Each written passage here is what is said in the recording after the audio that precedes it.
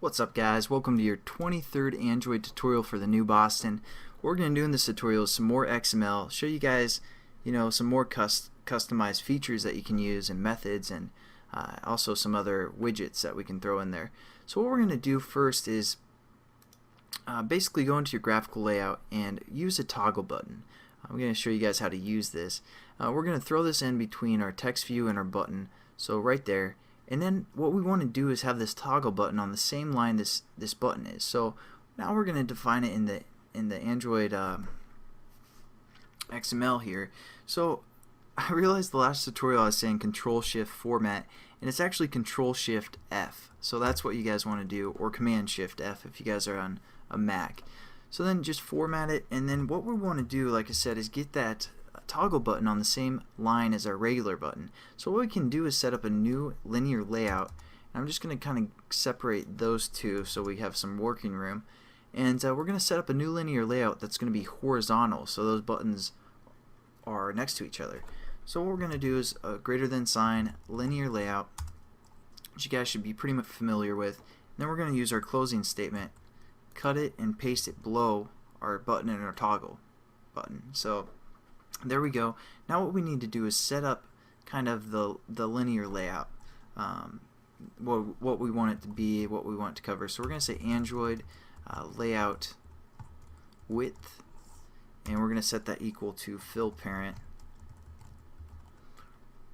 and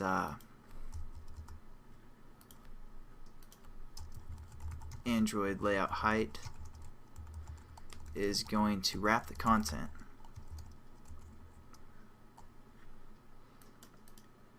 The only other thing we really need to define right now is the Android orientation. We're going to set that equal to, again, horizontal.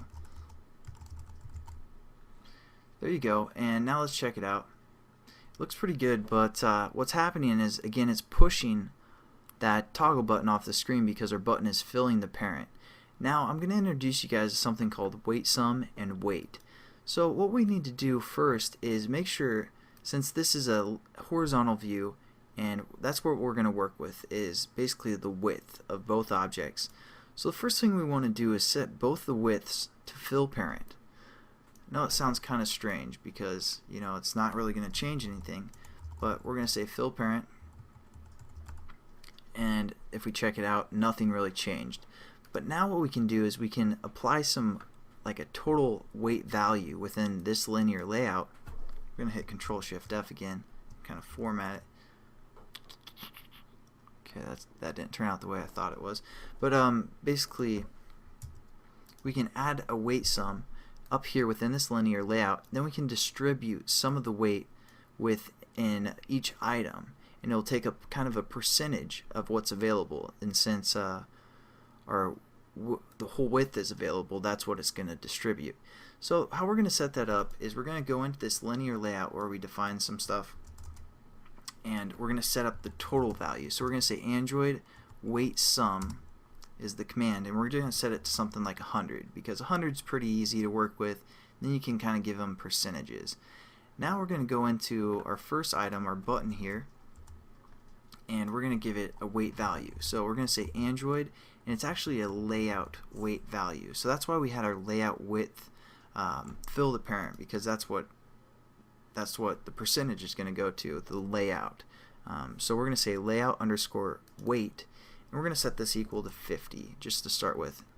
And then we're also going to define 50% or 50 value for our weight, because we want our total weight to equal 100. So 50 plus 50 is 100. Again, free math lesson for you guys. Let's check that out. There we go. We kind of have them both set up for the most part to get it 50% of the whole available width. So that's kind of the introduction to the weight value, but and how weight sums work and all that great stuff.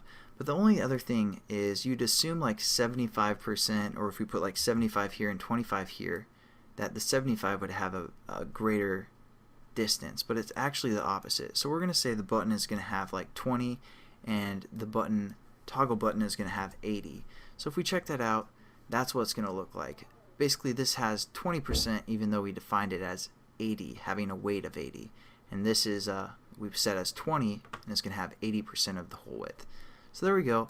One last thing I might as well do that in the next tutorial. I think I'm running out of time here, but I'll catch you guys then, and we're going to work with some XML real quickly in the next tutorial. Have a good one, guys.